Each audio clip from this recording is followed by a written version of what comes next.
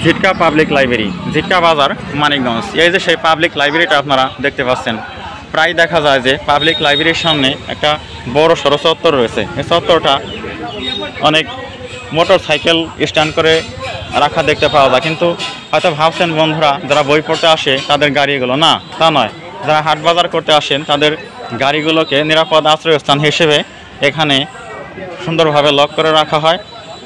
আজকে এই বই পুস্তক পাঠের প্রতি অনাগ্রহতার বা নিদারুণ বা করুণ অবস্থার যুগে পাবলিক লাইব্রেরির সামনের চত্বরটা দখল করে নিয়েছে হাঁটুরেদের যানবাহনে।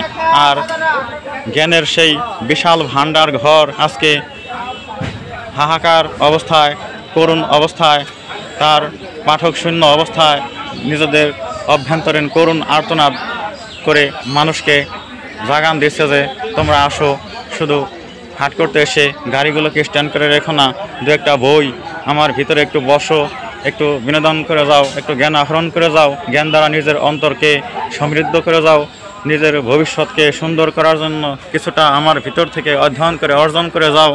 কতই না ইন্টারনেটের যুগে বিভিন্ন সোশ্যাল মিডিয়ায় সময় দিচ্ছ ঘন্টার পর ঘন্টা, কিন্তু আসো আমার এই করুণ দুর্দিনে আমার চত্বরে শুধু মোটর সাইকেল স্ট্যান্ড করে রেখো না, দু একটা বই পড়ে নিজের অন্তরকে প্রশস্ত করে নিজেকে ওয়েল ফিটেড করার জন্য আমার ভিতরে ঢুকে পড়ো, প্রবেশ করো, অধ্যয়ন করো, নিজেকে জানো, নো দাই সেলফ, এবং ভবিষ্যৎ জীবনকে সুন্দর করো।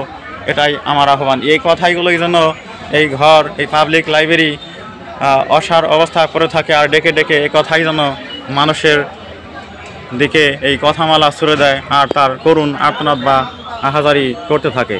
ধন্যবাদ বন্ধুরা। চ্যানেল সাবস্ক্রাইব করবেন, কমেন্ট করবেন, লাইক করবেন। আমার কাছ থেকে কী ধরনের ভিডিও পেতে চান তা অবশ্যই কমেন্টে জানাবেন। আর নতুন আপডেটেড ভিডিওগুলো পাওয়ার জন্য চ্যানেল সাবস্ক্রাইব করে রাখবেন। এ কামনায় আমি এখানে এই ভিডিও ক্লোজ করে দিচ্ছি। ধন্যবাদ সবাইকে।